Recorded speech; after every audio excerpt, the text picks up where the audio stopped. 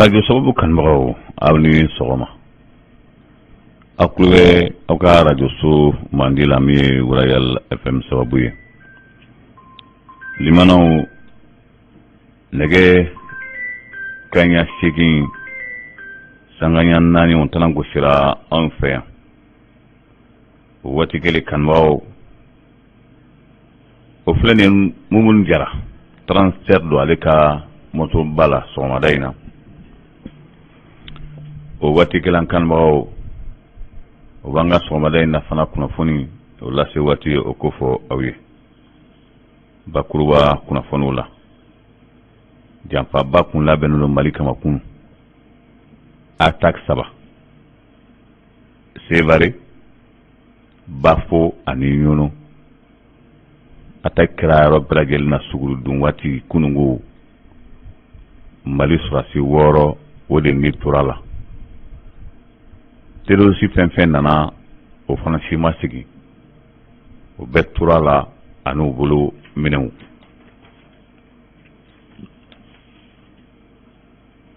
sumaya bana kɛlen bɛ ka dankari adamadenw la satigɛ la ko maa 3 salongo san 2021 o ko a yera k'a fɔ sumaya bana ye maa min minɛ o cayara maa min fana ni tora la sumaya bana fɛ ko o sɛbɛkɔrɔ cayara a Nazaire san 2021 o kunaya bɔli o kɛra tile 2 in na madame Jaji Sako na ala sɔnna bi ale ni aw ka kunnafonidila Karim Sidibe kan ka kuma ɲɔgɔnya kɛ bi san 2022 baara taabolo kuraw la Burkina Faso kunungo Burkina dugu min n'u b'a fɔ ko Kassinge dankari kɛra Burkina Faso la ye kunu fo u ye kan bila terroriste y'u sago ani u dingɛ kɛ kan kɔnɔna na farikolo ɲɛnajɛ nasiraw la an denmuso Fatim Jara Mumun Jara ni ale transféré o denmuso a ye kola maga kunungo Sikasokaw fɛ ka sanga championnat tako filanan deuxième journée o ni min tun bɛ ɲɔgɔn na FC Sabali Kita o ye 9-2 AS Momo 9 FC Sabali 2 Fatim ye kola maga kunungo a yɛrɛ fakɛ tun bɛ yen nɔ bakuruba kunnafoniw de filɛ kunnafoni min ni Karim Sidibe de bɛna lase aw ma bi sɔgɔmada in na la an bɛ dugawu dun kɛ ala ka bi tile hɛrɛ di aw ni ne ma an ka kunnafoniw la sɔgɔmada in na an b'a a daminɛ ni farikolo ɲɛnajɛ ye an denmuso Fatim Jara an bɛɛ lajɛlen ka dugawu k'a ye ka da ka sanayɛlɛ min n'a b'a kan bi o ye Zeguwakaw bɛɛ lajɛlen ka ala deli ye deuxième journée n'o ye ɲɔgɔn dan tako filanan Mali yɛrɛ kuru kɛra bɛɛ lajɛlen na kunungo AS Momo an denmuso ale bɛ équipe min na ale ni FC Sabali Kitakaw fɛ olu y'u kɔda ɲɔgɔn na kunu a kɛra Sikaso an b'a ladɔnniya k'a fɔ Fatim Jara ala y'a kɛ kunu 4 a kelen y'o dun ni match kofɔlen in na o ma kala tun a kɛra sababu ye 2 bɛɛ AS Momo ka 2 na a ye o dilanko ɲuman kɛ k'o di o donbagaw olu ma an b'a ladɔnniya k'a fɔ o dalen don Fatim na a bɛ minnu bolo kalan na bi Sikasokaw fɛ ka d'a kan n'u tun dalen t'a la o tɛ a wolofa yɛrɛ wele n'o ye Mumun Jara ye o ye Mumun Jara wele ka taa nin kɛnɛ kan walasa ka taa denmuso lajɛ o b'a yira k'a fɔ Zeguwakaw bɛɛ lajɛlen tun bɛ yen wa a miirila yɔrɔ o yɔrɔ Fatim taara a tɛmɛna o bɛɛ lajɛlen na ka d'a kan balontan kelen na n'i ye 40 don o b'i ka sebaaya ko fɔ Fatim min ni a bɛ nin cogo in na an b'a deli Zeguwakaw bɛɛ fɛ an bɛɛ lajɛlen ka dugawu k'a ye ala k'a kɛ ɲɛtaa ye o farikolo ɲɛnajɛ kelen nasiraw la o fɛn min n'o ye Bavier Mali Fédération Malienne de Football président ale tun bɛ taama la tile 2 in na Abidjankaw fɛ olu ka fédération ivoirienne o sigitɔ k'a ko tun gɛlɛyara kosɛbɛ fo fɔɲɔgɔnkɔba tun bɛ a la n'a y'a sɔrɔ a daminɛ la tunbannen don Drogba ale ka candidature ma a ye candidature don a ma ɲɛ a bolo Idrissa Diallo k'ale kɛra Fédération Ivoirienne de Football o président ye o kɛra kunnasini Yamoussoukro ka fɛ yen kunungo sɔgɔmada a ma nɔgɔya Sévaré an ka janfa min kun labɛnnen don janfa in a tiɲɛna janfa kun ma labɛn fiyewu a danna yɔrɔ min ma tan a tun ma dabɔ o kama kɛrɛfɛ kunnafoniw y'a jira k'a fɔ sibirido sɔgɔmada joona MINUSMA ka sɔrɔdasi minnu tun bɛ Sévaré olu y'u ka kasaw ani kosow kuru ka taa Gao n'olu taara Gao sɔgɔma joona 5 heures du matin tuma min na ni maaw bɛ u ka suguri dun na dɔw taara fajiri seli la terroristes u y'a jateminɛ k'a fɔ o tun bɛ fɛ ka taa dankari kɛ Sévaré kan na Sévaré kan ye kan ye bi kan min na kuma jara maa da Mali kan belebele min bɛ yen bi ni baara bɛ ka k'a kɔnɔ kosɛbɛ o ye Sévaré kan de ye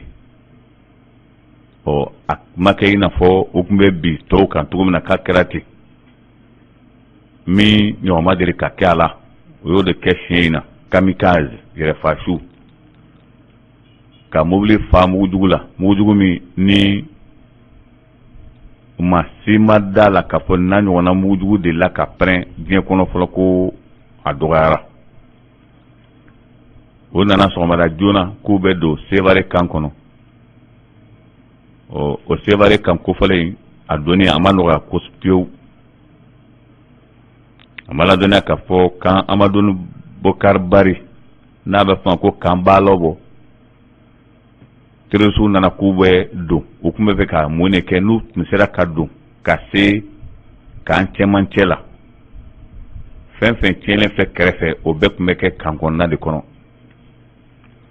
nka an ka kɛlɛcɛ minnu bɛ yen minnu tun bɛ sentinelle la n'u jɔlen bɛ ka natɔ filɛ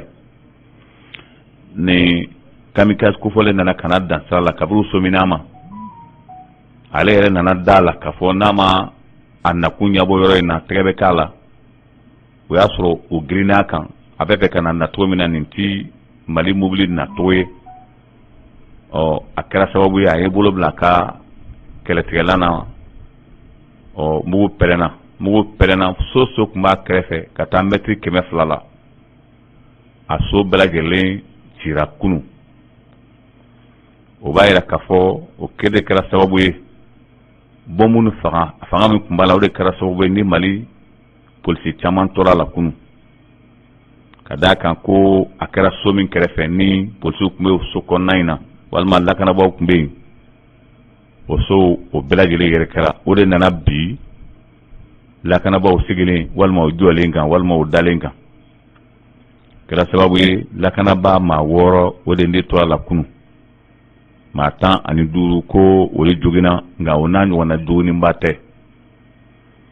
an b'a ladɔnniya k'a fɔ o kɛlen na min bɛ fɔ o de waliyara kunu Mali sɔrɔdasiw ka kalan dɔɔni minnu nana ka na nin baara in kɛ a kelen ma bɔ a nɔ na o y'a bɛɛ lajɛlen faga k'o faga k'u bolominɛw minɛ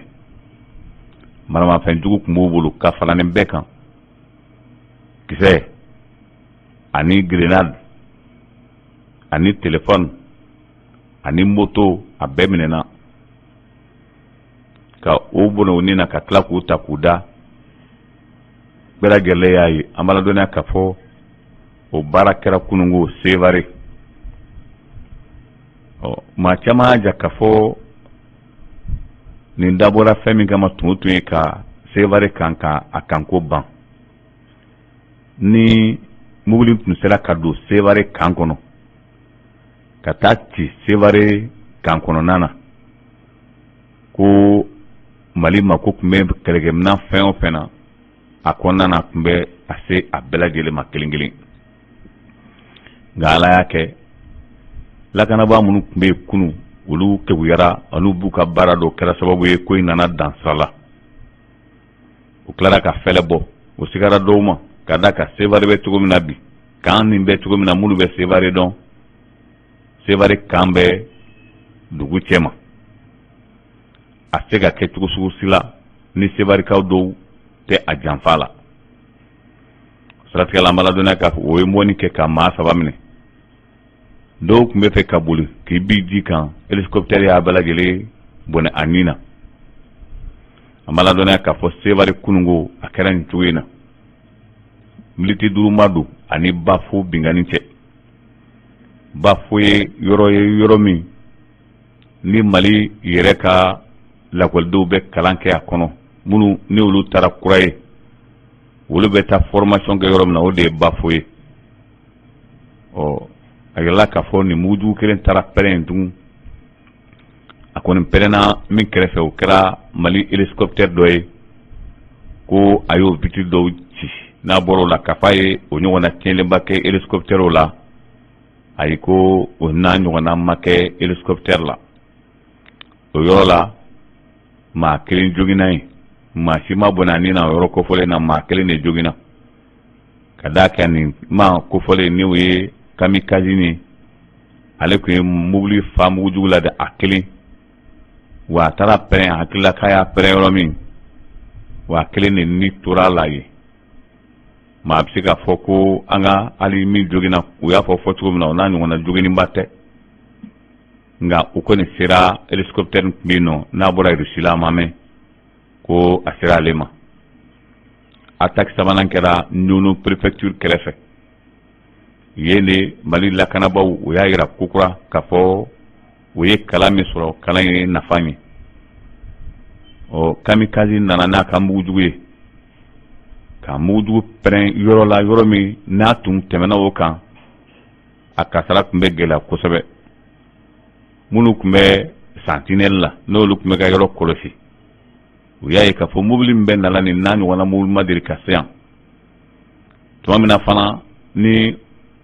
a dɔnna k'a fɔ nin tɛ mobili ɲuman ye kamikaze fana nana ye n'ale ma mugu pɛrɛn yan a laban o b'ale ɲɛnama minɛ. An b'a ladɔnniya k'a fɔ a fana y'a pɛrɛn kɛra sababu ye Nono préfecture da la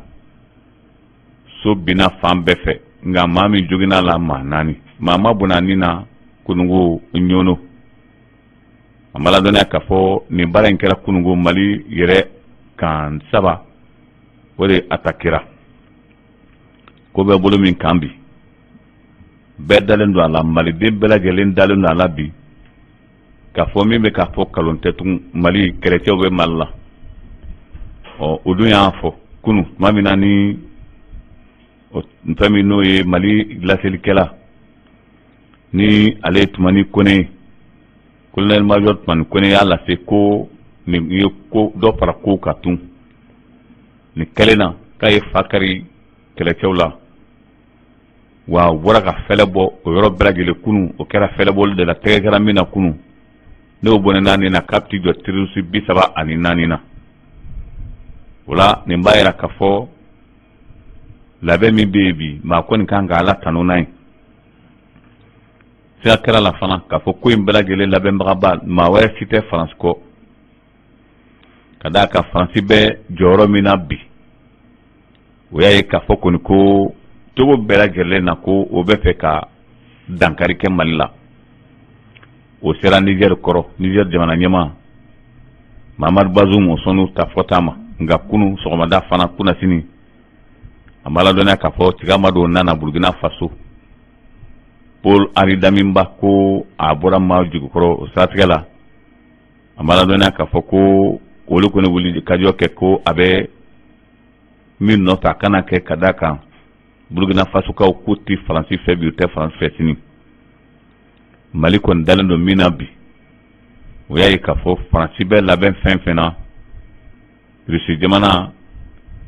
Sergei Lavrov ale dun ye ci bila ko Vladimir Putin ye ci min fɔ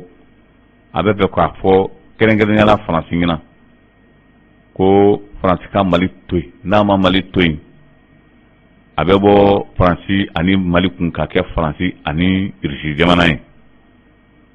O kunnafoniw b'an bolo wa a sera hali Faransi ma.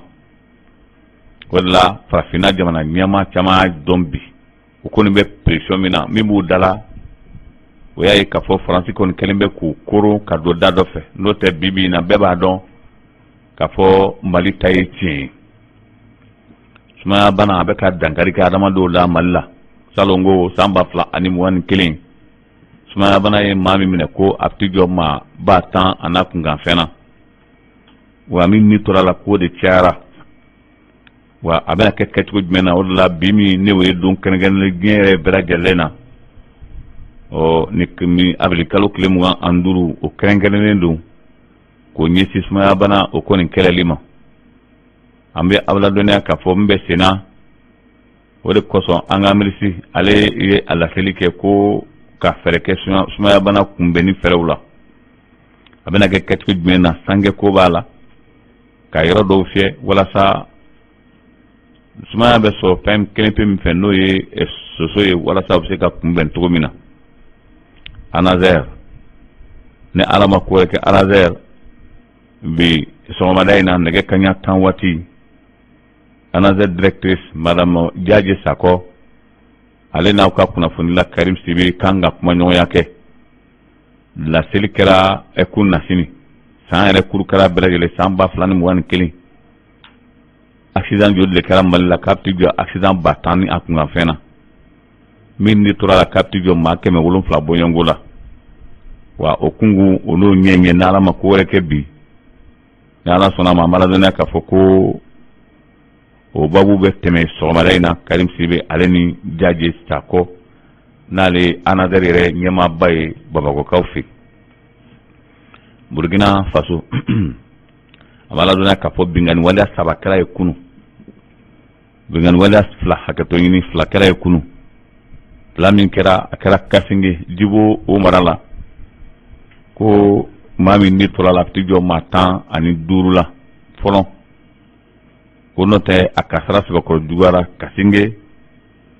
kunungo sɔgɔmada joona an b'a ladɔnniya k'a fɔ ko mulutikɛla tigilamaw jadi sugu nana don kan kɔnɔ u y'a fɔ cogo min na ko Burkina Faso kɛlɛkɛ bɛɛ lajɛlen la yɛrɛ ɲini ka kan to ninnu bolo u y'u sago ani dingɛ kɛ kan kɔnɔ ka maa caman faga ka bɔ ni minɛn caman ye mobili b'o la blende b'o la fɛn caman b'o la an b'a ladɔnniya k'a fɔ o baara de bɛ senna bi ko nin ma diya Burkina Faso kaw ye fiyewu o dun k'u y'a fɔ Paul Henri Daminba ye ko min natɔ filɛ walasa Faransi ka fɛrɛ jamana o jamana ma a bɛ don n'u hakili cɛ walasa ka a jagoya a jara Burkina ye saw Faransi sɔrɔsiw bɛ na a yɛrɛ belemajaw ye Faransi sɔrɔsiw bɛ na o labɛn o bɛ senna nin waati in na kɔrɔbarikaw fɛ yen nɔ an b'a ladɔnniya k'a fɔ fɛn min o ye olu ka kalafili kɛra ka kɛto ɲini o minnu ni o Fédération Ivoirienne de Football olu tun bɛ ɲɔgɔn da min na ko o kalafili kɛra Drogba ale kɔni ma se ka san sɔrɔ a la o y'a sɔrɔ maa caman kun kɔntɛnɛ don k'a fɔ Drogba a laban bɛ sɔn ka kɛ Fédération Ivoirienne de Football président ye Sénégalikaw fɛ yen nɔ an b'a ladɔnniya k'a fɔ fɛn min ni o ye o ka muso min n'ale jiginna waatiw la ni a jiginni kɛra sababu ye ni tora la jalakili ye sajifamuw sɔrɔ a ma ɲɛ min kɔ maaw de wulila kunu k'u ka nisɔngoya o sɛbɛkɔrɔ dira kosɛbɛ ko grève ma kɛ ko wɛrɛ la fo adamaden bɔnɛla nin na n'a fɔra ko sajifamuw ka baara bila o kosɔn ko y'a dɔn ko Sénégal kɔni tiɲɛni dan don o la jamana kɔnɔdenw de wulila k'a jira Macky Sall la n'a y'a sɔrɔ jamana y'a kɛɲɛ k'a ko fɔ o y'a sɔrɔ Macky Sall yɛrɛ a bɛ Maka jamana kan Imura la an bɛ waati min na komi sisan o ye Imura la kunungo an b'a ladɔnniya k'a fɔ tile 2 in na Imura kari dɔ ale bɔra ka bin kɛra sababu ye ka maa caman jogin k'a caman bɔnɛ a nin na o kɛra Imura min kɛra ɲinan san in na a kɛra Saudiyakaw fɛ yen ko kasara kɛra a la kosɛbɛ Faransi Emmanuel Macron a tɛmɛna 100 la a ye 59 sɔrɔ o kɛ min kɛra an b'a ladɔnniya k'a fɔ Marine Le Pen ko ale ye 141 ɲɔgɔn sɔrɔ nka ko yɛrɛ bɛ bolo min kan ni maa 2 fɔra fɔ cogo min na a ka ɲi maaw ka taa Emmanuel Macron fɛ ka tɛmɛ Marine Le Pen kan Mali yɛrɛ maliden minnu bɛ Faransi wole laseli kɛ k'a yira maliden minnu bɛ yen nɔ ko u kana voter fiyewu Marine Le Pen fɛ ko Marine Le Pen hakilina min ta u da donna bɛɛ lajɛlen na k'a lase ko Marine Le Pen ko n'ale kɛra jamana ɲɛmaa ye dunan fɛn fɛn bɛ yen ko u bɛɛ bɛ segin ka taa u ka jamana kɔnɔ kelen ko hali maliden minnu sigilen bɛ Faransi jamana kan ko bɛ to ka wari min bila ka na Mali la ko o tɛ kɛ tun k'ale to jamana ɲɛmaaya la an b'a ladɔnniya k'a fɔ o kuma danya minnu kɛra Marine Le Pen fɛ o kɛra sababu ye nin fila si ma ɲi nka ni Marine Le Pen ye nin fɔ bɛɛ b'a dɔn o la k'a fɔ a na diya fɛn min n'o ye Emmanuel Macron a na diya ale la o la sa ka tɛmɛ Marine Le Pen kan o de la an b'a ladɔnniya k'a fɔ nin kunnafoni dilen ni Mali yɛrɛ maliyɛn minnu sigilen bɛ nin yɔrɔ kofɔlen in na olu yɛrɛ de y'a kunnafoni di k'a yira maliden minnu sigilen bɛ yen fɛn fɛn n'a bɛ se ka voter k'u kana voter abada Marine Le Pen fɛ o waati kelen dun y'an sɔrɔ bɛɛ b'a dɔn bi k'a fɔ Emmanuel Macron tɛmɛnen o ye kɛlɛ daminɛlen a da la ka d'a kan ko ani Mali kɛlɛ olu fana kɛlɛkan ye min i n'a fɔ Jean-Yves Le Drian tuma min na ni se dir'u ma kunun o ye min fɔ a la an b'a ladɔnniya k'a fɔ o kɛra sababu ye ni ka an bɛ nin dakuruɲa dama lase aw ma k'a yira la k'a fɔ Faransi kunun o wulikajɔ min kɛra a kalafili la ni maliyɛn minnu sigilen olu ye kunnafoni di an k'a dɔw lamɛn. o ko Mali filɛ situation min kɔnɔ bi a ko maliyɛn kelen o kelen n b'a to ɲininkaw fɛ a kɔni kɛra la kunun k'a fɔ fɛn min ni o ye maliden minnu sigilen bɛ nin yɔrɔ kofɔlen in na olu kɔni kana sɔn fiyewu ka voter Marine Le Pen fɛ ka d'a kan a ka ca Ala fɛ kɛlɛ min filɛ Mali ani Faransi ni ɲɔgɔn cɛ nin ye a mɛn ma ko o na ban nka ko ni a tora nin cogo in na min bɛ ka fɔ Marine Le Pen fɛ ni o tɛmɛna k'a bɛ gɛlɛya kosɛbɛ malidenw ma. Assalamu alaikum. Siratigɛ la an b'a ladɔnniya k'a fɔ ni Ala sɔnna waati n'a nata la an bɛ n'o lase aw ma nka Marine Le Pen kɔni se dira ale ma hakɛto ɲini Emmanuel Macron se dira ale ma nin kalafili na san 5 wɛrɛ a bɛ ka olu de fɛɛrɛ tigɛ tan Jean-Yves Le Drian kɔni sɛbɛkɔrɔ sabara kununko kosɛbɛ nka min b'a la